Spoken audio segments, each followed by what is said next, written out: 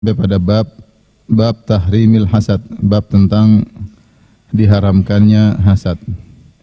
Adapun hasad atau dengki atau syirik ya, kalau bahasa Indonesia jelas, apalagi wa huwa tamani zawalin ni'mah, yaitu keinginan hilangnya nikmat an sahibiha. Ada orang lain diberi kenikmatan oleh Allah Subhanahu wa taala, baik kenikmatan duniawi atau kenikmatan agama. Mungkin punya mobil bagus, punya rumah bagus, punya pasangan yang cantik atau yang tampan misalnya, atau secara fisik dia ganteng atau cantik misalnya ya. Ini terkait dengan dunia ya, atau dia memiliki jabatan yang tinggi atau usahanya maju. Allah berikan kenikmatan kepada dia, atau terkait dengan agama, misalnya dia cerdas, misalnya dia hafalannya banyak, misalnya dia pandai berdakwah, misalnya followersnya lebih banyak misalnya, atau misalnya dia kalau umroh bintang 5 sementara kita bintang 7 misalnya ya. Ini semua terkait dengan agama misalnya. Ya. Kemudian seseorang berangan-angan agar hilang dari orang tersebut, itu namanya hasad. Makanya kata Imam Nawawi, sawa'un kanat nikmata dinin au dunyan. Apakah nikmat tersebut terkait dengan agama atau terkait dengan dunia? Bahkan pendapat yang lebih kencang dari ini disebutkan oleh Syekh Islam Taimiyah, bukan sekedar tamanni zawal, bukan sekedar berkeinginan untuk hilang, bahkan benci saja, tidak suka, itu sudah menunjukkan hasad.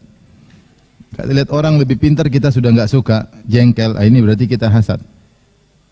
Diceritakan tentang seorang, orang itu begini, diceritakan kebaikannya, kita enggak suka, ini menunjukkan kita sedang hasad. Misalnya ada yang bilang, ibu itu Masya Allah, ibu itu baik sekali, suka bagi-bagi makanan, terus kita kok jengkel, berarti kita sedang hasad. Kenapa kita jengkel? Kita enggak suka, telinga kita enggak suka dengar cerita ibu itu suka bagi-bagi makanan misalnya. Berarti kita hasad. Kapan muncul kejengkelan terhadap nikmat yang dimiliki oleh orang lain? Ketahuilah bahwasanya kita sedang tertimpa penyakit hasad. Dan penyakit ini penyakit yang hampir tidak seorang pun yang selamat darinya.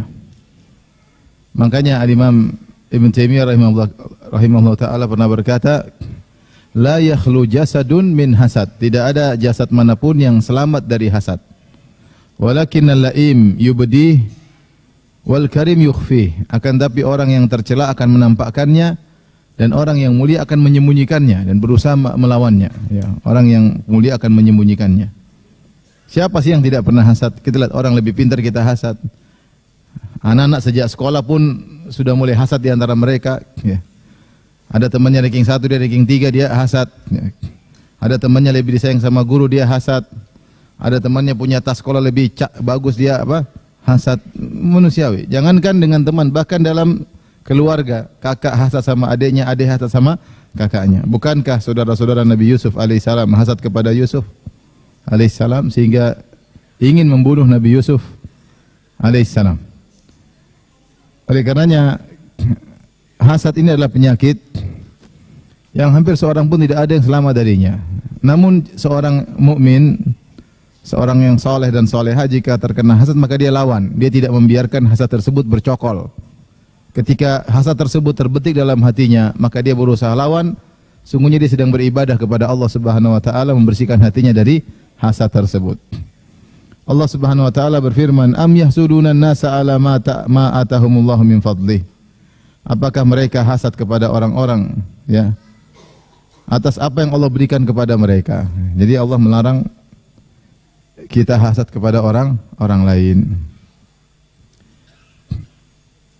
Baik, kemudian Al-Imam Nawawi rahimahullahu taala membawakan hadis-hadis dalil-dalil terkait dengan hasad ya.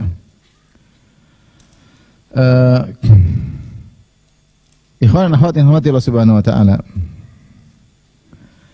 Hasad ya adalah musuh kebahagiaan ya. Di antara yang buat orang menderita adalah jika dia terkena penyakit hasad. Maka dia tidak akan pernah bahagia. Allah sudah berikan dia berbagai macam kenikmatan, namun dia tidak puas karena dia melihat ada yang lebih baik dari dia, dan dia pun hasad kepada orang tersebut. Ya. Maka semakin orang yang dihasati tadi semakin baik, semakin maju, dia semakin menderita. Dia semakin menderita. Ya. Maka orang hasad itu orang yang sengsara.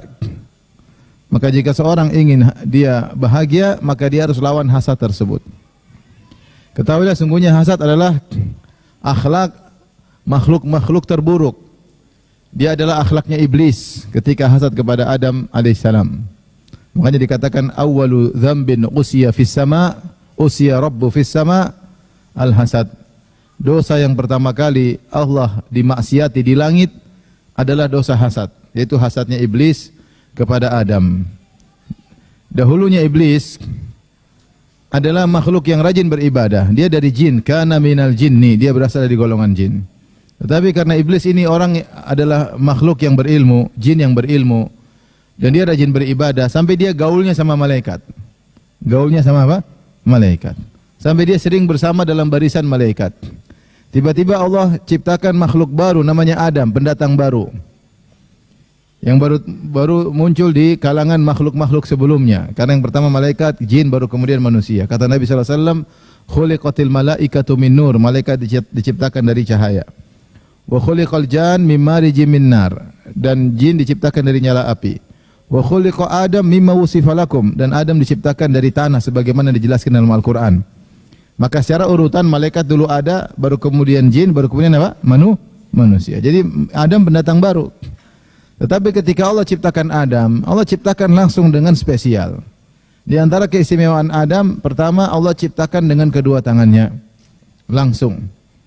Allah ciptakan dengan kedua tangannya langsung, berbeda dengan makhluk-makhluk yang lain. Allah ciptakan dengan kun fayakun. Ya.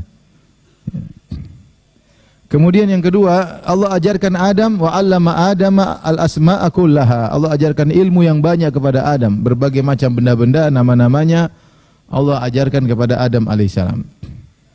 Setelah Allah beri keistimewaan kepada Adam berupa ilmu, Allah suruh malaikat dan iblis untuk sujud kepada Adam. Tatkala disuruh sujud kepada Adam, malaikat sujud, fasajadu illa iblis. Wa idh qulna lil malaikati isjudu li Adam fasajadu illa iblis. Kata Allah, tatkala kami berkata kepada para malaikat sujudlah kepada Adam, maka mereka semua sujud kecuali siapa? Iblis. Lihat, Allah tidak mengatakan ketika kami mengatakan kepada malaikat dan iblis sujudlah kepada Adam. Dan iblis ini enggak ada. Allah cuma mengatakan ketika kami katakan kepada malaikat sujudlah kepada Adam, maka semua malaikat sujud kecuali iblis. Kenapa Allah tidak perlu mengatakan dan iblis? Karena iblis dalam barisan para malaikat ketika itu. Karena iblis berilmu, rajin beribadah kepada Allah, namun dia tidak mau sujud kepada Adam. Ternyata dia hasad. Maka ketika dia tidak mau sujud, Allah bertanya, ma mana'aka an tasjuda lima khalaqtu biyadayya. Apa yang membuat engkau tidak mau sujud kepada Adam yang aku ciptakan dengan kedua tanganku? Iblis berkata, ana khairum minhu, aku lebih baik daripada Adam. Khalaqtani min nari wa khalaqtahu min tin. Kau ciptakan aku dari api sementara kau ciptakan Adam dari tanah. Ini hasad. Iblis hasad kepada Adam, hasadnya mengantarkan dia tidak mau sujud kepada Adam, dan hasadnya membuat dia nekat masuk neraka jahanam daripada harus diposisikan di bawah Adam alaihissalam. Dia enggak mau. Ini makanya saya katakan dosa yang pertama kali Allah dimaksiati di langit adalah apa? Hasad. Kemudian dosa yang pertama kali Allah dimaksiati di bumi juga hasad. Hasadnya Qabil kepada Habil. Qabil kepada Habil. Allah sebutkan watlu alaihim naba abanai Adam bil haqq idh qarraba qurbanan fatuqabbala min ahadihima wa lam yutaqabbal minal akhar qala la aqtulannak. Ceritakan kepada mereka tentang kisah dua anak Adam dengan cerita yang benar. Idh qarraba qurbanan, ketika keduanya memberikan korban, itu sedekah atau pemberian karena Allah Subhanahu wa taala, Qabil dan Habil. Ternyata kurbannya Habil diterima, kurbannya Qabil tidak diterima. Maka Qabil pun hasad. Dia mengatakan la aqtulannak, sungguh aku akan membunuh engkau wahai adikku. Maka akhirnya dia pun bunuh adiknya sendiri. Kenapa? Karena hasad. Maka dosa yang pertama kali terjadi di atas muka bumi karena dosa hasad. Demikian juga hasad ini merupakan akhlaknya orang-orang Yahudi. Orang Yahudi mereka menanti-nanti kedatangan Nabi Muhammad SAW dan mereka sudah bertekad untuk beriman dengan Nabi terakhir yang mereka nantikan kedatangannya. Begitu mereka nanti-nantikan kedatangan Nabi Muhammad SAW, mereka sering sesumbar sehingga mereka sampai berhijrah untuk tinggal di kota Madinah. Mereka pergi dari negeri Syam, pindah ke Hijaz karena mereka dengar Nabi terakhir akan berhijrah ke negeri yang banyak kormanya. Maka ada dua pilihan, negeri yang banyak kormanya, ada Khaybar, ada Madinah. Dan banyak di antara mereka yang tinggal di Madinah. Tidaklah mereka tinggal di Madinah kecuali untuk menantikan Nabi tersebut. Tidaklah mereka tinggal di Madinah kecuali untuk menantikan kedatangan Nabi tersebut. Karena mereka tahu tentang sifat-sifat Nabi tersebut, di antaranya akan berhijrah di suatu kota yang penuh dengan korma. Dari negeri Syam mereka berpindah. Dan ketika terjadi pertikaian antara mereka, orang Yahudi, dengan penduduk kota Madinah, yaitu suku Al-Aus dan suku Al-Khazraj, yaitu kaum Ansar sebelum masuk Islam, mereka sering sesumbar, kata mereka, wahai orang-orang Arab, sebentar lagi akan datang seorang Nabi yang kami bersama Nabi itu akan menghabisi kalian. Sering ucap gitu. Udah ribut sedikit, sebentar lagi ya. Bentar lagi datang Nabi, kami dan Nabi tersebut akan menghabisi kalian. Sampai kaum Ansar, suku Al-Aus, suku Al-Khazraj hafal hal tersebut. Sedikit-sedikit ngancem ada Nabi mau datang. Sedikit-sedikit ngancem ada Nabi mau datang. Ketika Nabi berhijrah, maka suku Al-Aus dan suku Al-Khazraj berkata, bukankah ini Nabi yang sering disebut-sebut orang-orang Yahudi? Mari kita beriman sebelum mereka beriman. Akhirnya kaum suku Al-Aus, suku Al-Khazraj beriman kepada Nabi Muhammad SAW, sementara orang Yahudi justru tidak beriman. Kenapa? Karena hasad. Kata Allah Subhanahu wa taala, ya, wa kanu min qablu yastaftihuna 'ala alladziina kafaru. Padahal mereka sebelum datang Nabi Muhammad SAW, mereka sering sesumbar, kami akan kalahkan kalian, kami akan kalahkan kalian dengan Nabi tersebut. Falamma ja'ahum ma arafu kafaru bih. Tatkala datang Nabi yang mereka kenal, justru mereka kafir. Justru mereka kafir. Kenapa? Hasadan min indi anfusihim, karena mereka hasad. Kata Allah, karena mereka hasad. Mereka hasad kenapa? Mereka tidak mau kenabian dari suku Arab. Mereka mau kenabian dari Bani Israel. Enggak mau mereka. Sehingga mereka tidak mengakui Nabi Muhammad SAW sebagai nabi mereka. Orang Yahudi sampai sekarang begitu. Ada juga yang tahu Muhammad itu nabi, keturunan Ismail, sepupu mereka, tapi mereka mengaku nabinya orang Arab. Itu nabinya orang Arab. Dan sebagian Nasara juga demikian. Mereka bilang Muhammad adalah utusan Allah, tapi nabinya orang Arab, bukan untuk orang Bani Israel. Sehingga mereka tidak mau beriman. Kenapa mereka tidak beriman? Tidak lain karena apa? Hasad. Jadi di antara akhlak makhluk-makhluk terburuk yaitu hasad. Itu akhlaknya orang-orang Yahudi. Kemudian juga hasad ini merupakan akhlaknya orang-orang munafik. Siapa pimpinan orang-orang munafik di kota Madinah? Namanya Abdullah bin Ubay bin Salul. Abdullah bin Ubay bin Salul. Abdullah bin Ubay bin Salul ini, dia adalah satu-satunya senior yang tersisa di kota Madinah. Di kota Madinah dua suku tadi saya sebutkan, suku Al-Aus, suku Al-Khazraj. Mereka ini adalah suku dari Al-Azdi dari Yaman yang hijrah ke kota Madinah, kemudian mereka bersaudara dari Banu Qailah. Hanya saja perjalanan waktu mereka terjadi perang saudara. Disebutkan dalam sejarah mereka perang saudara selama 120 tahun. Dan puncak perang saudara mereka Yauma Bu'ath. Ketika perang Bu'ath menjelang Rasulullah SAW berhijrah ke kota Madinah. Ketika terjadi perang Bu'ath, maka banyak yang meninggal dan seluruh senior mereka meninggal. Senior dari suku Al-Aus dan senior dari suku Al-Khazraj semuanya meninggal, cuma satu yang masih hidup. Yang masih hidup namanya Abdullah bin Ubay bin Salul dari suku Al-Khazraj. Maka karena semua sudah tewas, mereka kemudian mulai saling mendekat. Mereka berkata, ya sudahlah, nanti kita angkat Abdullah bin Ubay bin Salul yang jadi penguasa kita, karena dia satu-satunya senior yang masih tersisa. Jadi Abdullah bin Ubay bin Salul ini hampir dijadikan sebagai bupati kota Madinah, gampangnya demikian. Mau dijadikan gubernur kota Madinah. Ternyata Nabi Muhammad SAW datang berhijrah. Akhirnya yang jadi pemimpin kota Madinah siapa? Nabi Muhammad. Akhirnya dia hasad. Abdullah bin Ubay bin Salul ini hasad. Dia hasad.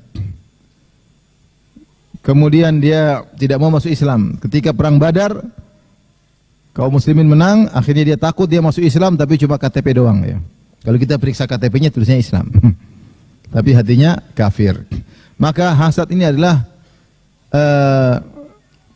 akhlak orang-orang munafik. Akhlak orang munafik. Oleh karenanya seorang jangan hasad. Siapa yang hasad, maka dia terjerumus dalam akhlak orang-orang yang buruk. Taib. Kemudian di sini Al-Imam An-Nawawi rahimahullahu taala kemudian membawakan hadis tentang bahayanya hasad. Bahayanya hasad. Rasulullah dari Abi Hurairah radhiyallahu anhu, dari sahabat Abu Hurairah radhiyallahu anhu, anna Nabi sallallahu alaihi wasallam qaal, bahwasanya Rasulullah sallallahu alaihi wasallam bersabda, "Iyyakum wal hasada, waspadalah kalian dari hasad. Fa innal hasada ya'kulul hasanati." Sungguhnya hasad itu memakan kebaikan-kebaikan, kama ta'kulun narul hatab. Sebagaimana api memakan kayu bakar. Au qala al-ushba, atau api memakan rumput-rumput yang kering. Rawahu Abu Daud, hadis riwayat Abu Daud. Saya ulangi, kata Nabi sallallahu alaihi wasallam, "Iyyakum wal hasad." Waspadalah kalian daripada penyakit hasad, karena hasad itu memakan kebaikan-kebaikan sebagaimana kayu bakar yang melahap, api yang melahap kayu bakar, atau api yang melahap rumput-rumput yang kering. Ini gambaran yang luar biasa dari Nabi sallallahu alaihi wasallam tentang efek hasad yang sangat luar biasa. Di antara bahayanya hasad, orang kalau hasad itu, maka biasanya dia tidak mendiamkan hasad tersebut dalam dirinya saja, tapi teraplikasikan dalam ucapan, dalam perbuatan. Akhirnya dia menzalimi orang yang dia hasati. Minimal dia merendahkan, dia menggibahi orang tersebut, dia menghalangi orang tersebut. Karena dia tidak hanya diam hasad, tapi dia ada aplikasi dari hasadnya tersebut. Sebagaimana Qabil mengaplikasikan hasadnya dengan membunuh Habil. Sebagaimana saudara-saudaranya Nabi Yusuf alaihissalam mengaplikasikan, mempraktekkan hasadnya dengan membuang Yusuf di sumur. Sebagaimana iblis tidak mau sujud kepada Adam alaihissalam karena hasadnya. Maka jarang ada orang hasad kemudian dia diam-diam saja, jarang. Oleh hasad dia pasti ungkapkan. Ungkapan tersebut biasanya dia berbuat zalim. Nah, kalau kita sudah berbuat zalim, maka sungguhnya pahala kita akan habis karena akan ditransferkan kepada orang tersebut. Ini sangat berbahaya. Sangat berbahaya. Ini salah satu sisi bagaimana kebaikan bisa cepat habis. Karena hasad mengantarkan orang yang hasad tersebut berbuat zalim kepada orang yang dihasati. Apalagi zaman sekarang dia berbuat zalim kepada orang tersebut bisa dengan tulisan, bisa dengan perkataan, bisa dengan merendahkan, bisa dengan menjatuhkan, macam-macam. Intinya dia hasad kepada orang tersebut, sehingga dia melakukan hal-hal yang menzalimi orang tersebut. Ketika dia menzalimi, kita sudah tahu dalam aturan syariat di akhirat kelak siapa yang berbuat zalim maka pahalanya akan diambil, diberikan kepada orang yang dia zalimi. Kalau dia tidak punya kebaikan, maka dosa orang tersebut akan di-offer kepada dia. Ini adalah perkara yang mengerikan. Yang kedua, kenapa kebaikan dia bisa hilang? Karena ketika dia hasad, dia tidak akan bersyukur kepada Allah. Orang hasad tidak bersyukur. Siapa yang hasad berarti dia tidak bersyukur. Berarti dia seakan-akan mengatakan apa yang Allah berikan kepada dia tidak kurang. Kurang. Buktinya dia hasad sama orang. Kalau dia merasa apa yang Allah berikan kepada dia sudah baik, tentunya dia tidak akan hasad. Dia bilang apa yang Allah berikan kepada saya, alhamdulillah. Allah berikan kepada saya ini pas buat saya. Seandainya Allah berikan lebih banyak, mungkin saya lupa diri. Bukankah Allah berfirman, "Kalla innal insana la yatgha ar-ra'ahu istaghna." Sungguhnya manusia itu benar-benar akan togo, tughyan, melampaui batas. Kapan? Ketika dia merasa dirinya sudah berkecukupan. Ini kalau uang kita segini-segini aja, mungkin sering ke masjid. Kalau uangnya banyak, waduh, repot, ke mall melulu. ke mall. Ibu-ibu kan kalau nggak punya uang, insya Allah ke masjid. Kalau uangnya banyak itu repot, rawan ke mall. Ke mall, ke sana, ke sini, ke sana, jalan-jalan sini. Seperti itu. Melampaui batas. Udah kalau punya uang kebanyakan mulai coba barang baru, motor mahal, mobil mahal.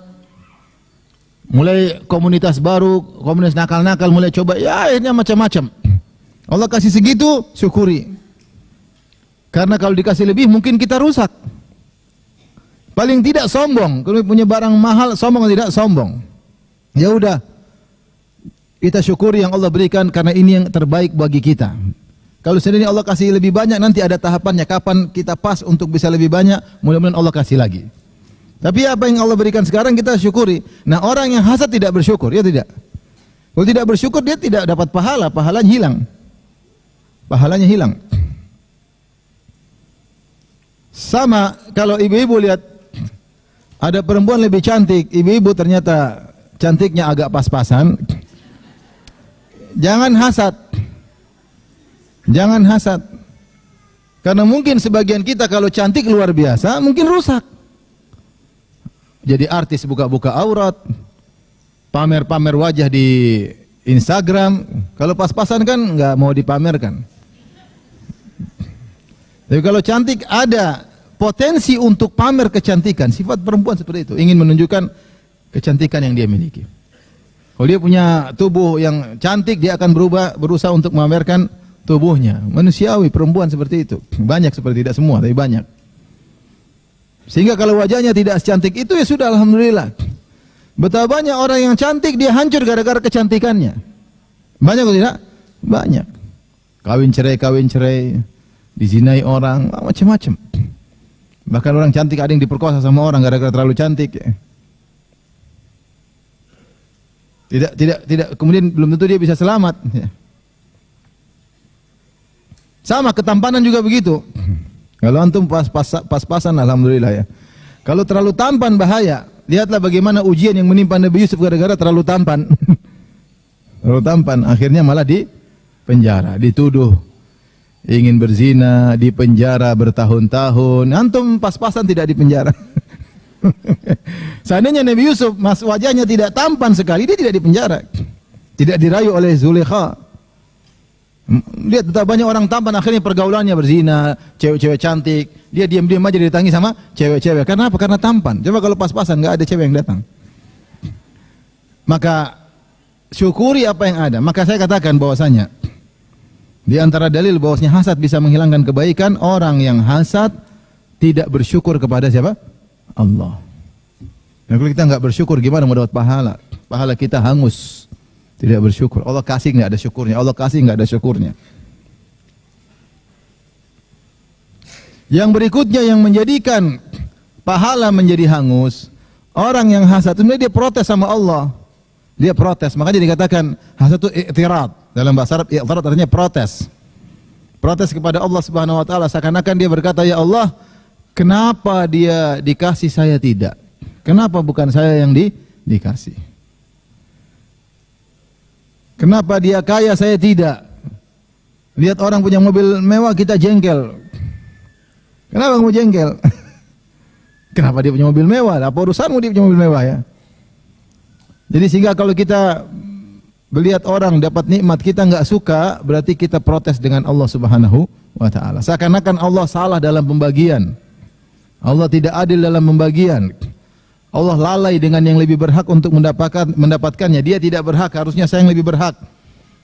Ini semua bentuk protes kepada Allah Subhanahu wa taala, dan ini adalah maksiat. Tidak ridha dengan keputusan Allah Subhanahu wa taala. Sementara seorang mukmin dia terima dengan keputusan Allah Subhanahu wa taala. Maka hati-hati ikhwan dan akhwat yang dirahmati Allah Subhanahu wa taala. Penyakit hasad siap bercokol di hati siapa saja di antara kita. Siapa saja di antara kita. Mau pelajar, mau ustadz, mau ulama, mau siapa saja. Ya. Karena hasad bisa bercokol kapan-kapan saja. Nah, kalau kita merasa terdeteksi diri kita ada hasad, segera kita berlindung kepada Allah. A'udzubillahi minasyaitonir rajim. Ya. Kita berkata, Allahumma inni as'aluka qalban saliman. Ya Allah, aku mohon kepada Engkau hati yang apa? Selamat, hati yang bersih. Wa lisanan shadiqan. Kita berdoa juga wasrul sakhimata qalbi. Ya Allah, cabutlah penyakit-penyakit hatiku. Ini penyakit hati. Penyakit hati. Sebagian orang sadar. Ada orang pernah bilang sama saya, iya saya hasad sama dia. Enggak sadar. Saya hasad sama dia. Terus gimana? Gimana? Kenapa saya hasad sama dia? Udah, kau lawan. Kau menyadari kau hasad itu sudah kenikmatan. Lawan. Jangan biarkan. Ada yang hasad pura-pura tidak hasad. Kalau hasad, kita tahu saya sedang hasad, maka kita harus apa? Lawan. Jadi di sini Rasulullah SAW menggambarkan bagaimana bahayanya hasad. Hasad itu melahap kebaikan-kebaikan seperti api yang melahap kayu bakar. Cepat, kayu bakar kalau kita taruh api, cepat habis nggak? Cepat habis. Cepat. Apalagi rumput kering, cepat habis. Maka kira-kira bahaya hasad. Orang kalau udah hasad, repot.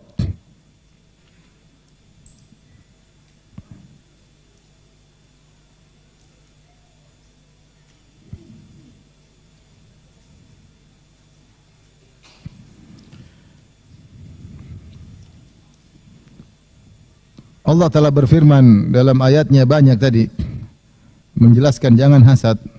Am yahsuduna nasa ala ma atahumullah min fadli. Apakah mereka hasad kepada orang-orang yang Allah berikan karunia kepada mereka? Ingatlah, setiap orang diberi karunia, semakin banyak karunia, semakin banyak pertanggungjawabannya. Semakin banyak dia untuk dituntut bersyukur kepada Allah Subhanahu wa taala. Semakin banyak hisabnya. Makanya kalau antum ibu-ibu punya mobil biasa-biasa saja, lihat ada ibu yang mobilnya lebih mewah, enggak usah hasad. Ketahuilah hisab dia lebih panjang daripada hisab ibu-ibu. Apakah kita hasad ingin dihisab lebih panjang? Bersyukur, alhamdulillah. Bersyukur, sudah cukup. Yang penting bisa ibadah, menjalankan kehidupan, bisa bahagia di rumah, udah enggak mesti harus mewah-mewah. Mewah-mewah terkadang malah membuat orang tidak bahagia. Hisabnya lebih panjang. Allah juga berfirman, "Wala tatamannau ma fadallahu bihi ba'dakum 'ala ba'd." Janganlah kalian berangan-angan apa yang Allah berikan kelebihan satu di antara kalian. Kemudian kita juga sering zikir pagi petang, di antaranya kita baca doa, "Qul a'udzu birabbil falaq min syarri ma khalaq wa min syarri ghasiqin idza waqab wa min syarri naffatsati fil 'uqad wa min syarri hasidin idza hasad." Ya Allah, aku berlindung kepada Engkau dari keburukan orang yang hasad jika dia hasad. Orang hasad itu dia akan berusaha menjatuhkan kita. Kita bilang wa min syarri hasidin idza hasad. Zikir pagi petang jangan lupa. Sampai saya ketemu seorang, dia datang ke saya. Dia bilang, "Ustaz," saya lupa, dia bilang istrinya atau adik perempuannya atau pokoknya kalau enggak salah istrinya, istri saya disihir, Ustaz. Terus yang sihir siapa? Yang sihir kakaknya. Subhanallah. Benar enggak? Iya, kakaknya. Kakaknya enggak dikasih tahu. Kakaknya lulusan pondok, Ustaz. Subhanallah. Jadi saking dia benci sama hasad sama adiknya, kakaknya sihir apa? Adiknya. Padahal kakaknya lulusan apa? Pondok. Jadi hasad membuat mata gelap karena kebencian yang luar biasa.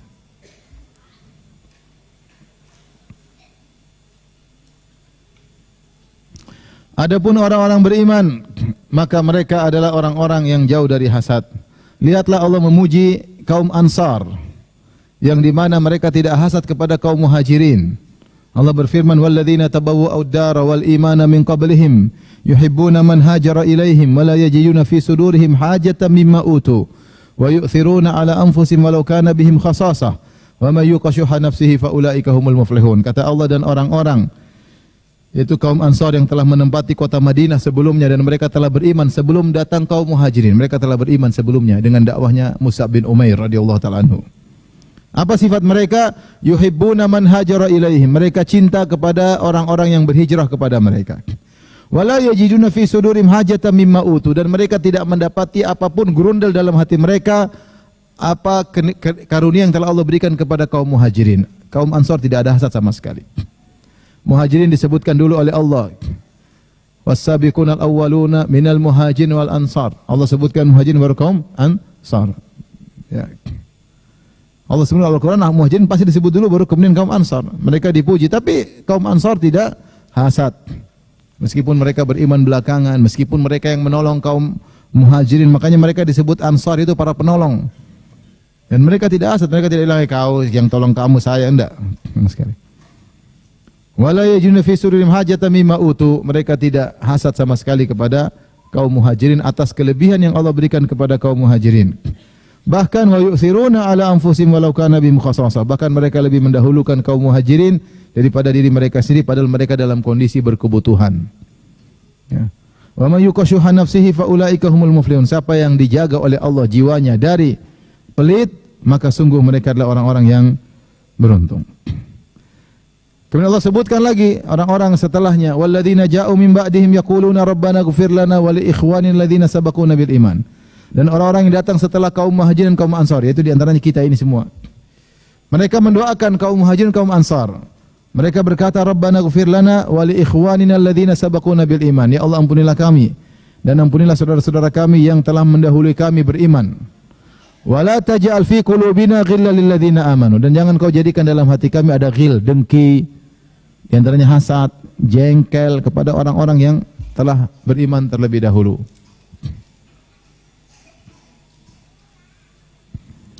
Oleh karenanya seorang kalau berhasil mengeluarkan hasad dari dirinya, maka dia akan menjadi manusia terbaik. Dia akan menjadi manusia terbaik.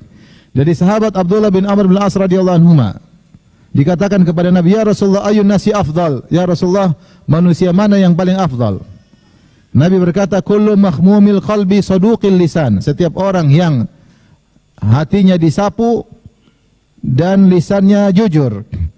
Sahabat berkata, saduqul lisan na'rifuhu. Lisan yang jujur kami paham. Fama makhmumul qalb? Apa yang dimaksud dengan hati yang disapu? Makhmum itu maksudnya dibersihkan, disapu. Qala huwa taqiyyun naqi, yaitu hati yang selalu dia bersihkan sehingga hatinya menjadi bersih dan bertakwa. La ithma fihi wala baghya wala ghilla wala hasad. Hatinya bersih, ya, kemudian tidak ada niat-niat jahat, tidak ada kedengkian, tidak ada kejengkelan, wala hasad, dan tidak ada hasad. Tapi ini susah. Ini isyarat bahwasanya hasad kadang lewat, tapi kita lawan, jangan kita biarkan. Jangan kita biarkan. Makanya di antara cara untuk melawan hasad, kalau hasad muncul, maka pertama kita bilang auzubillahi minasyaitonir rajim. Kita berlindung kepada Allah Subhanahu wa taala. Ini penyakit. Ya. Yang kedua, bahwasanya kita ingat, subhanallah, kalau kita diberi kelebihan seperti dia, mungkin kita tidak bisa mensyukurinya. Mungkin kita tidak bisa mensyukurinya. Apa yang Allah berikan pada saya ini sudah sulit untuk saya syukuri. Bagaimana kalau diberikan lebih daripada itu? Untuk mensyukurinya susah.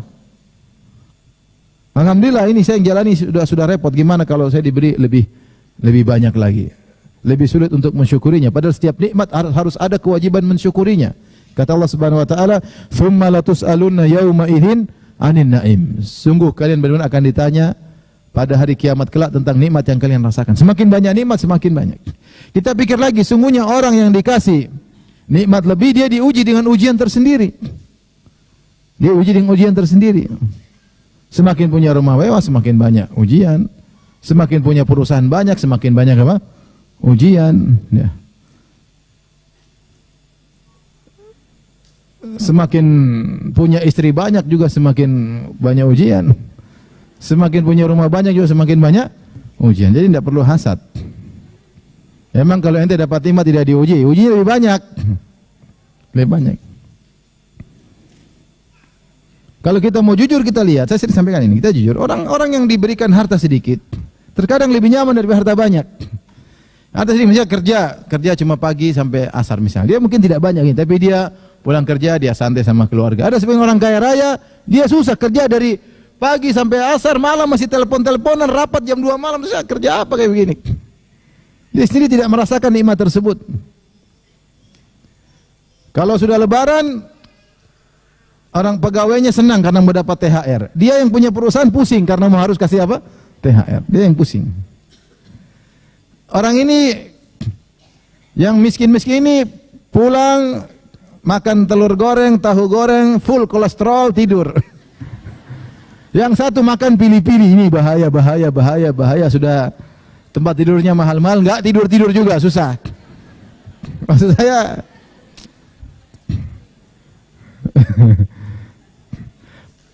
kita tidak tahu. Makanya dikatakan jangan kau lihat apa yang Allah berikan kepadanya. Kau tidak tahu apa yang Allah ambil darinya. Tidak tahu. Oleh karenanya apa yang Allah berikan kepada kita, kita syukuri. Lihat orang lebih punya banyak, dia akan diuji dengan ujian tersendiri. Alhamdulillah saya selamat dari ujian tersebut. Kita punya ujian, dia punya ujian. Semakin lebih banyak nikmat, semakin banyak apa? Ujian. Semakin banyak ujian. Kemudian di antara cara kita melawan hasad, kita puji orang yang kita hasati. Kita puji dia. Oh dia Masya Allah. Orang yang Masya Allah. Saya belum bisa, dia Masya Allah dia. Kita puji dia. Kalau kita masih hasad lagi, mungkin kita kurang kenal. Banyak hasad timbul karena kita nggak kenal. Coba kenalan sama dia. Kalau dia mau kenalan. Kalau enggak ya sudah. Kalau kita kasih kirim kue sama dia, kenal insya Allah hasad itu hilang. Belum ketemu makanya ada hasad. Udah ketemu kadang-kadang hilang. Jadi berdoa kepada Allah agar hati ini bersih. Kapan hati kita bersih dari hasad, kita menjadi orang terbaik. Ya. Dalam hadis yang masyhur, hadis Abdullah bin Amr al-As, ketika dia melihat ada seorang keluar, Rasulullah mengatakan, "Ittala yatlu alaikumul an rajulun min ahlil jannah." Akan lewat sebentar lagi seorang penghuni surga. Tiba-tiba ada seorang Ansari keluar pegang sendalnya, janggutnya masih bercucuran sisa wudunya. Ini penghuni surga. Besoknya sahabat lagi ngumpul-ngumpul, Rasulullah bilang lagi, akan keluar sekarang seorang penghuni surga. Orang itu lagi. Besoknya lagi sahabat lagi ngumpul, Rasulullah mengatakan sebentar lagi lewat orang penghuni surga. Orangnya itu lagi. Sampai Abdullah bin Amr al-As penasaran, maka dia pun datang kepada orang tersebut. Dia mengatakan, "Wahai fulan, boleh enggak saya tinggal di rumah kalau memang memungkinkan? Saya lagi ada masalah dengan ayah saya. Saya tidak bisa tidur di rumah ayah. Kalau tidak memberatkan, boleh enggak saya tidur di rumahmu?" Tidak boleh. Padahal Abdullah bin Al-As tidak ada masalah, dia cuma ingin tahu ibadah apa orang ini. Maka tiap malam dia tidur, ternyata orang ini tidak sholat malam ya. Sama kayak siapa? Sebagian kita, sama cirinya. Biasa-biasa aja. Cuma kalau dia bangun terjaga, kapan dia terbangun terjaga, dia ingat Allah, dia zikir kepada Allah Subhanahu wa taala. Dan akhirnya setelah 3 hari, maka dia pun jujur, dia bilang, "Fulan, sebenarnya saya tidak ada masalah sama orang tua saya. Cuma saya dengar Nabi bilang kau 3 hari berturut-turut penghuni surga. Apa amal yang kau lakukan sebenarnya?" Kata dia, "Ma huwa illa ma ra'ait." Saya tidak punya amal kecuali yang kau lihat, ya gitu aja. Tidak banyak maksud saya. Tidak terkenal puasa sunnah, tidak terkenal bukan jam 2 sudah sholat malam sampai subuh, enggak.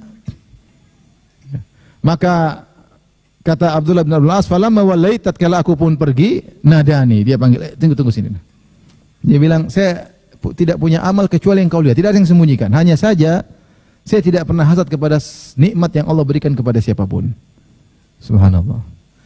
Kata Abdullah bin Amr bin As radhiyallahu anhu, "Hadzal ladzi balagha bika, hadzal ladzi la nastati'uhu." Ini yang telah kau sampai martabat ini yang kami tidak bisa, sulit.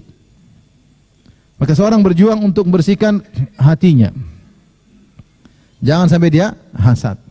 Dan hasad itu muncul kapan? Pada hal-hal yang sama-sama dalam profesi yang sama, itu biasanya hasad. Dokter hasad sama hasad, dokter hasad sama dokter, ustadz hasad sama apa? Ustadz ya. Direktur hasad sama direktur. Yang punya supermarket hasad sama supermarket. Coba di supermarket, di depan dia ada toko kecil jualan kios. Dia tidak hasad sama yang punya supermarket, dia hasad sama yang kios sebelah. Yang punya kios hasad sama yang punya apa? Kios, begitu. Jadi biasanya hasad itu muncul pada orang yang memiliki profesi yang sama. Panitia pengajian hasad sama panitia pengajian yang lain. Sama ya. Oleh karenanya, kalau timbul hasad, segera bilang auzubillahi minasyaitonirrajim. Mati saya minta sama ya Allah, bersihkan hatiku ya Allah. Saya sedang hasad.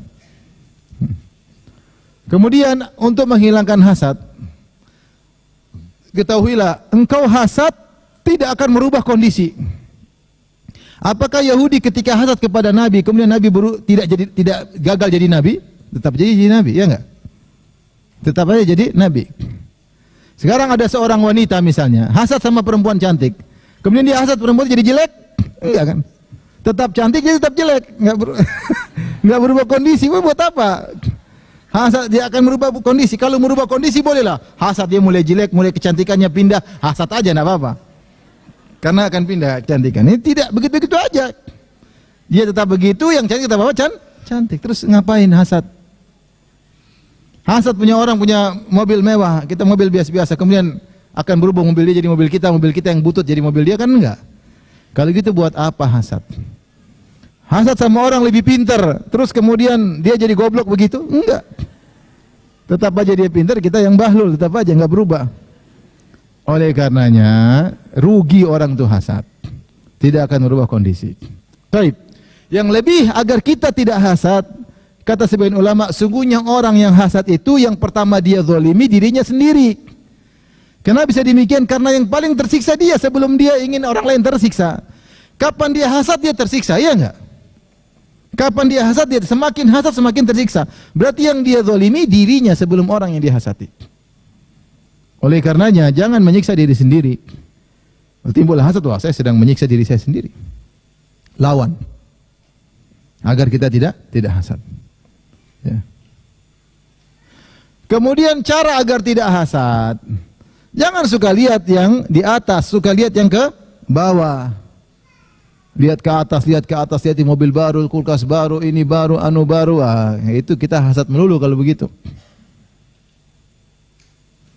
Saya sering cerita, saya pernah umrah sama seorang.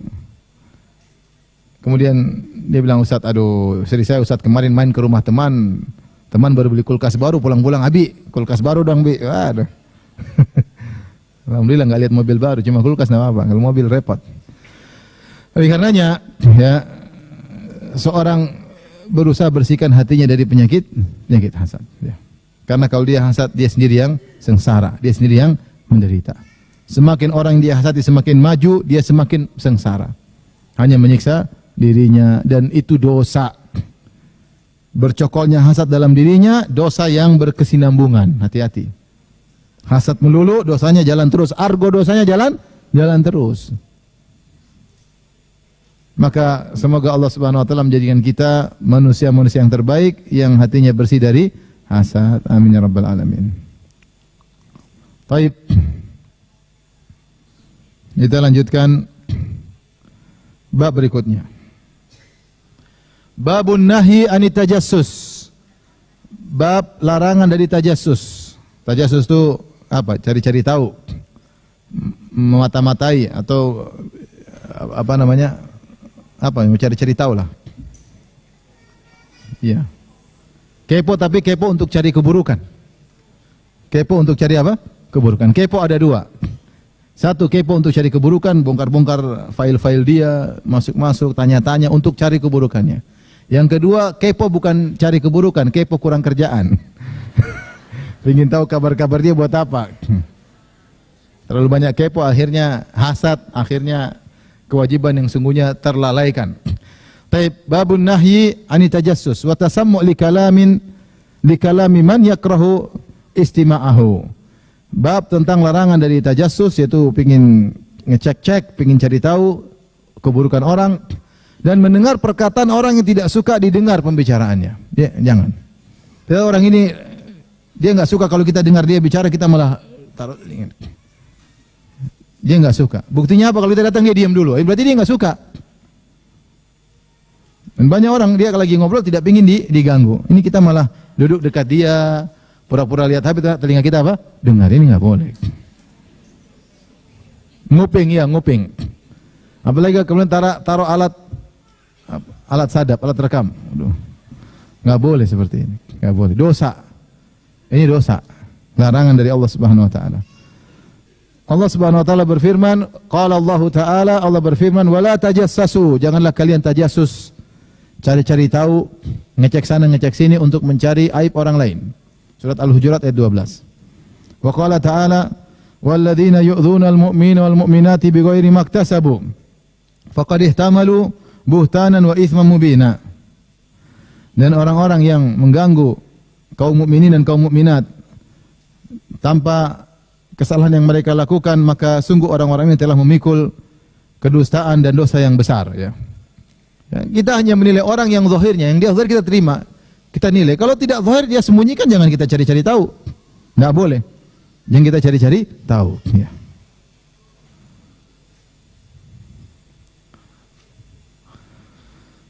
Taib.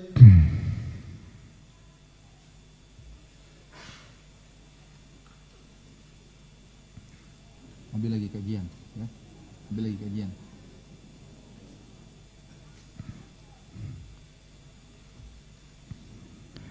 Taib. Kemudian kita bawakan, Imam Nawawi membawakan hadis yang pertama. An Abi Hurairah radhiyallahu anhu anna Rasulullah sallallahu alaihi wasallam qala, dari sahabat Abu Hurairah bahwasanya Rasulullah sallallahu bersabda, "Iyyakum wadh-dhanna fa inna adh-dhanna akdzabul hadis." Waspadalah kalian dari prasangka buruk, sungguhnya prasangka merupakan pembicaraan yang paling dusta. Wala tahassasu, dan jangan cari-cari kesalahan orang dengan bertanya-tanya dengan berita. Wala tajassasu, jangan cari-cari keburukan orang dengan melihat. Tahassus dengan dengar-dengar, tajassus dengan apa? Melihat. Wala tanafasu, dan jangan kalian berlomba-lomba untuk dunia, jangan. Karena akan binasakan kalian. Wala tahasadu, dan jangan kalian saling hasad. Kalau ada yang hasad sama kalian, jangan kalian balas lagi hasad sama dia, jangan. Dia hasad sudah, kita berlindung, kita berusaha baikin agar dia tidak hasad. Kalau orang hasad sama kita, kita kasih kue supaya dia tidak hasad sama kita. Kalau kurang lagi tambah kuenya biar dia tidak hasad sama kita. Wala tabaghadu, jangan kalian saling membenci di antara kalian. Wala tadabaru, dan jangan saling memboikot. Jangan saling menjauh. Wa kunu ibadallahi ikhwana, dan jadilah kalian hamba-hamba Allah yang bersaudara. Kama amarakum, sebagaimana kalian diperintahkan oleh Allah untuk saling bersaudara. Al-muslimu akhul muslim, kata Nabi selanjutnya, seorang muslim adalah saudara bagi muslim yang lainnya. Namanya saudara, jangan bermusuhan. La yazlimuhu, maka jangan dia zalimi. Bentar, ini anak saya dulu.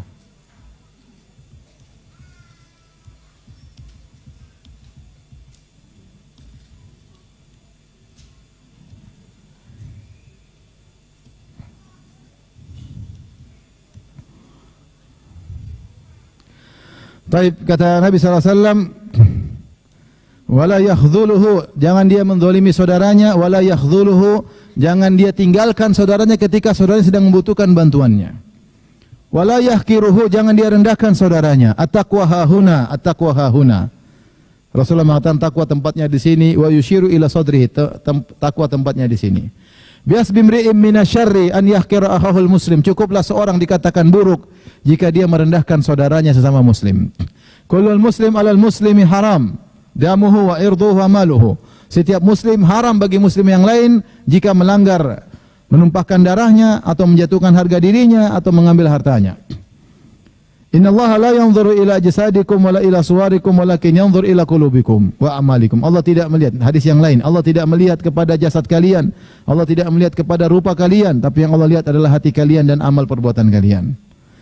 Wa fi riwayatin, dalam riwayat yang lain, la tahasadu, janganlah kalian saling hasad, wala tabaghadu, janganlah kalian saling benci, saling bermusuhan, wala tajassasu, dan janganlah kalian cari-cari kesalahan orang lain dengan melihat, wala tahassasu, dan jangan tanya-tanya kabar untuk mencari kejelekan orang lain, wala tanajashu, jangan melakukan najas. Najas itu penipuan dalam jual beli, seakan-akan barangnya bagus ternyata enggak bagus. Gampangannya jangan kasih testimoni bagus ternyata tidak bagus. Wa kunu ibadallahi ikhwana, jadilah kalian hamba-hamba Allah yang saling bersaudara. Wa fi riwayatin la taqata'u, jangan kalian saling memutuskan. Wala tadabaru, jangan saling balik belakang. Wala tabaghadu, jangan saling bermusuhan. Wala tahasadu, jangan saling hasad. Wa kunu ibadallahi ikhwana, hendaknya kalian menjadi hamba-hamba Allah yang saling bersaudara. Wa fi riwayatin la tahajaru, jangan saling menghajar, saling mendiamkan. Berbulan-bulan tidak pernah sapa, saling mendiamkan, kalau ketemu melengos kanan, melengos kiri. Wala yabi' ba'dukum ala bai'i ba'din, dan janganlah kalian menjual di atas penjualan saudara kalian. Rawahu Muslim bi kulli hadhihi riwayat. Semua riwayat ini diriwayatkan oleh Imam Muslim. Rawal Bukhari aktsaruha, dan kebanyakannya diriwayatkan oleh Imam Bukhari. Baik. Ini kumpulan hadis-hadis yang dibawakan Imam Bukhari dalam Imam Nawawi dalam bab larangan untuk tajassus, mencari-cari tahu dengan memandang, ya, untuk mencari keburukan saudaranya. Sama tahassus, tahassus itu mencari-cari keburukan dengan tanya-tanya berita. Tapi di sini Rasulullah SAW buka dengan perkataan iyyakum wadzan. Waspadalah kalian dari persangkaan buruk, yaitu suudzon. Kenapa kata Nabi fa inna dzanna akdzabul hadis? Karena persangkaan adalah perkataan yang paling dusta. Kenapa Rasulullah SAW mengatakan buruk sangka adalah perkataan yang paling dusta? Bahkan lebih dusta daripada kedustaan yang sesungguhnya. Kita, waliyadzubillah, kalau kita berdusta, kita sedang tahu kita berdusta, ya atau tidak? Kita dusta, kita cerita, kita tahu kita sedang dusta. Tapi kalau kita sedang berburuk sangka, padahal itu salah, kita menyangka kita benar. Kalau kita sedang berburuk sangka, kita menyangka kita sedang benar, padahal itu buruk sangka. Makanya ini lebih dusta daripada perkataan dusta. Kalau dusta kita sadar kita sedang berdusta. Tapi kalau buruk sangka, tidak benar tapi kita menyangka itu apa? Benar. Ya, kita menyangka itu benar. Kita nyangka dia begitu, padahal tidak ada buktinya, hanya praduga, hanya prasangka. Ini tidak boleh. Maka tidak boleh seorang berprasangka buruk kepada saudaranya. Kata Ali, disebutkan oleh Ibnu Katsir dari Umar bin Khattab, ya, la tadhunanna bi kalimatin kharajat min akhika su'an wa anta tajidu laha minal khairi mahmala. Janganlah kau berprasangka buruk atas ucapan yang diucapkan oleh saudaramu selama kau masih bisa tafsirkan dengan tafsir yang baik. Mungkin dia salah ngomong, mungkin dia maksudnya bukan demikian. Kalau selama bisa kita berbaik sangka, maka kita baik sangka, ya. Sebagian salaf mengatakan, jika kau melihat saudaramu melakukan kesalahan, fatlub lahu tis'ina uzran. Kalau kau lihat saudaramu melakukan kesalahan, carilah 90 uzur baginya. Fa illam tajid fa antal maibu. Kalau kau tidak bisa cari uzur untuknya, sungguhnya kau yang tercela. Harusnya kau bisa. Namanya orang baik, hukum asal dia adalah baik. Kalau dia melakukan kesalahan, harusnya ada uzur. Ini kata para ulama, kecuali orang yang memang terkenal nakal, terkenal buruk, ya kita suudzon tidak masalah. Ini bicara antara sama muslim. Sama muslim harusnya kita tahu dia baik, kita sering ketemu dia masjid, ketemu pengajian. Maka hukum asal kalau dia melakukan kesalahan, kita berbaik apa? Sangka. Beda orang tukang mabok, tukang tipu, kita buruk sangka aja. Hukum asal buruk sangka sama dia. Hukum asal buruk sangka sama dia. Yang paling parah kalau buruk sangka sudah muncul di tengah-tengah keluarga antara suami dan istri. Kehidupan rumah tangga dibangun di atas berprasangka baik satu dengan yang lainnya. Kalau sudah buruk sangka terus menerus suami dan istri, apa rumah tangga seperti itu? Suami pulang terlambat, dari mana kamu? Kenapa terlambat? Terlambat setengah jam. Ayo, mana HP-nya? Kenapa terlambat? Kamu tadi sama siapa? Saya telepon temanmu dulu. Subhanallah. Besok dia pulang cepat. Pulang cepat kenapa? Ayo. Kenapa pulang cepat? Pulang terlambat salah, pulang cepat, apa? Bagaimana supaya selamat? Tidak usah pulang. Selamat. Nggak ada yang tanya-tanya. Hidup kayak gitu gimana? Kayak gini. Repot seperti itu. Oleh karenanya, kalau hidup rumah tangga sudah dibangun di atas suudzon, ini rumah tangga enggak sehat. Segera perbaiki kondisi agar husnudzon. Rumah tangga suami istri dekat. Hunna libasul lakum wa antum libasul lahun. Kalian lelaki adalah pakaian bagi istri, istri pakaian bagi lelaki. Dekat, bahkan rahasia-rahasia kadang ada di antara mereka yang orang lain tidak tahu. Baik. Di sini Rasulullah mengatakan jika seorang sudah suudzon, berburuk sangka, ya, maka biasanya mengantarkan kepada dosa-dosa berikutnya, yaitu tahassus, tajassus, itu kan begitu. Sudah curiga, mulai cari tahu, lanjut dosa berikutnya. Gampangannya begini, kalau ada kita lewat teman kita misalnya, teman ngaji, tahu-tahu dia gonceng perempuan tidak pakai jilbab. Itu dia, itu siapa, gonceng siapa itu? Kita jangan suudzon, mungkin mamanya. Tapi masih muda. Mungkin mama muda, enggak tahu. Maksudnya istri bapaknya yang masih muda. Mungkin kan? Mungkin enggak? Mungkin enggak? Mungkin. Kayaknya bukan lah. Mungkin ya adiknya belum dapat hidayah. Suudzon aja lah. Mungkin orang gila ketemu di jalan dia selamatkan.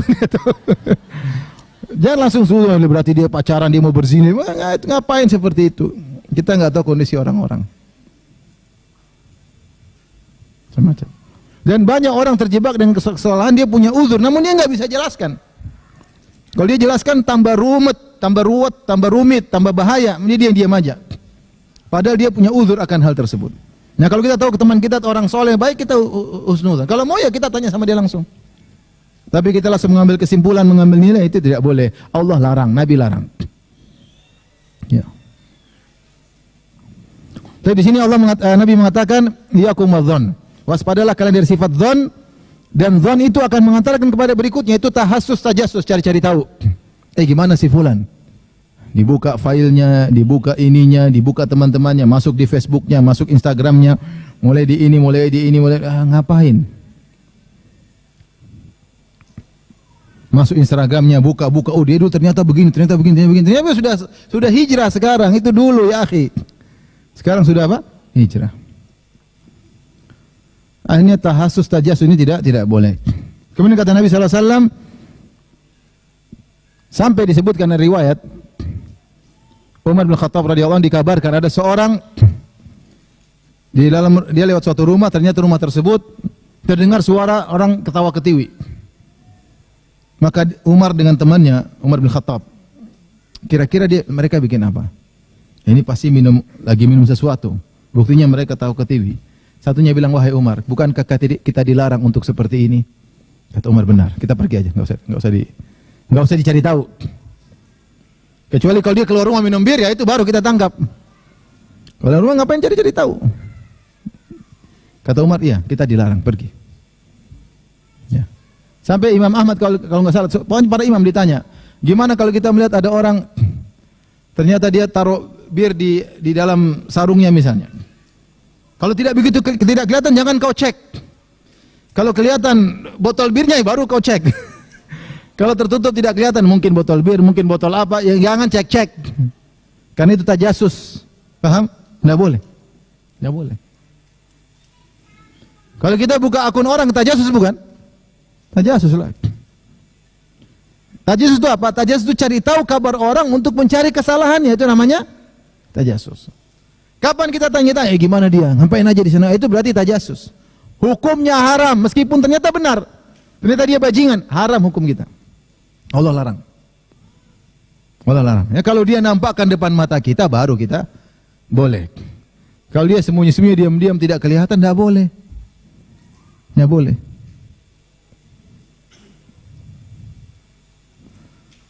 Di antaranya istri nggak boleh tajassus suami. Ambil HP-nya, suaminya lagi tidur, ditempelin. Ini bukan pengalaman pribadi, enggak ya. Tajassus. Haram, enggak boleh. Enggak boleh. Pasti akibatnya lebih buruk, Emang suami ibu malaikat enggak punya salah? Mungkin dia punya salah, dia sembunyikan, ya sudah. Jangan nanti cari tahu. Kalau tahu tambah rujam, akhirnya cerai, rumah tangga hancur. Gara-gara kesalahan bukan suami, ibu yang buka-buka. Udah suami lagi tidur, jempolnya ditempelin. Kalau enggak pakai mata juga.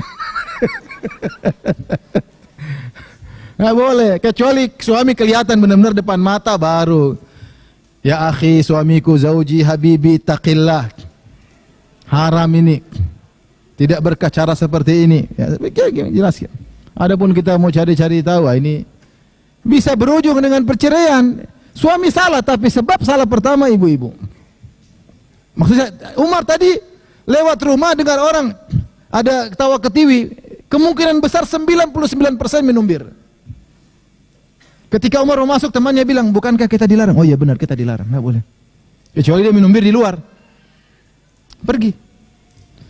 Kita amar ma'ruf nahi munkar ada batasan, jangan kita outside. Nggak boleh. Paham ibu-ibu? Paham bapak-bapak? Paham sekali bapak-bapak. Bapak bertakwa kepada Allah. Jangan istri nggak pernah cek HP kemudian nakal, nggak boleh. Hati-hati. Wala tanafasu, jangan kalian bersaing dalam urusan dunia, jangan. Rasulullah telah mengingatkan, mal faqra akhsha alaikum, bukan kemiskinan yang aku khawatir menimpa kalian. Walakin akhsha alaikum an tubsata lakumud dunya kama busitat ala man kana qablakum. Yang saya khawatirkan dibukakan dunia alaikum sebagaimana dibukakan dunia terhadap orang-orang sebelum kalian. Fatanafasuha kama tanafasuha. Kemudian kalian berlomba-lomba, bersaing-saing untuk dunia sebagaimana mereka bersaing untuk urusan dunia. Fatuhlikukum, maka dunia tersebut membinasakan kalian kama ahlakathum, sebagaimana dunia telah membinasakan mereka. Kita kalau punya kebutuhan beli, punya uang beli, perlu beli. Kalau kita bisa bertanggungjawabkan di hadapan Allah, beli. Kalau enggak bisa bertanggungjawabkan, enggak usah beli. Itu kaidah dalam kehidupan. Istri minta beli sesuatu, perlu enggak? Perlu. Kalau ditanya Allah bisa jawab enggak? Bisa, beli aja. Mau beli apa? Mau beli tas harganya 200 juta, perlu enggak? Enggak perlu. Tas 200 juta buat apa? Buat taruh uang, uangnya cuma 10 juta. Itu pakai kantong kresek juga bisa. Kalau ditanya Allah bisa jawab enggak? Udah enggak usah. Jangan kita membeli sesuatu karena kita saingan sama orang. Ibu itu beli ini, bapak itu namanya kita berlomba. Itu yang dilarang. Kita beli karena kebutuhan. Saya ingin rumah besar, kenapa? Ada kebutuhan. Bukan karena tetangga saya punya kolam renang besar, saya ingin enggak, itu namanya bersaing. Itu yang tidak boleh. Kalau beli ada keperluan beli. Mau mahal, mau murah, yang penting ada keperluan, dan kalau ditanya Allah bisa jawab, beli. Adapun kita beli dunia, beli harta karena saing-saingan sama teman, karena lomba-lomba yang paling bagus, itu yang dilarang. Itu yang membinasakan. Nabi bilang membinasakan, kalian tidak percaya, itu membinasakan. Buat orang lupa dengan akhirat, cari uang banyak-banyak lagi, pikirannya barang mewah melulu, rusak dia, rusak. Akhlaknya rusak, sombong, angkuh, dan macam-macam kumpul dalam dirinya. Kalau beli sesuatu, perlu nggak? Perlu beli, kalau nggak usah.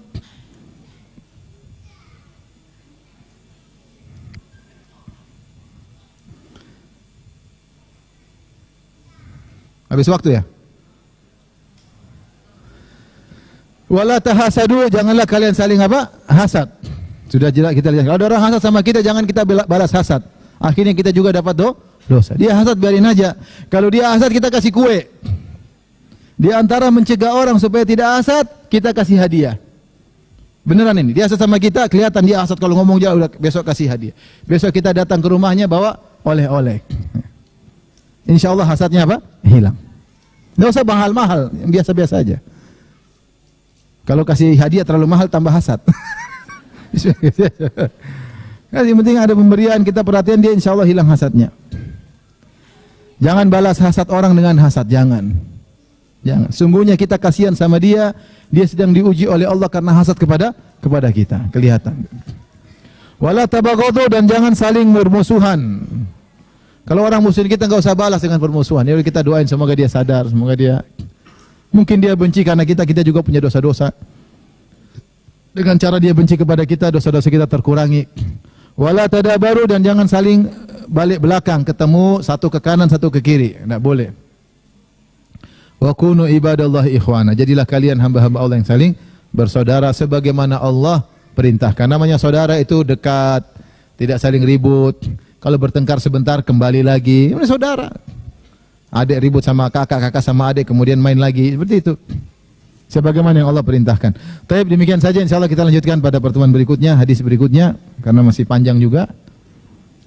Kalau ada yang bertanya saya persilahkan. Wallahu taala alam bisawab.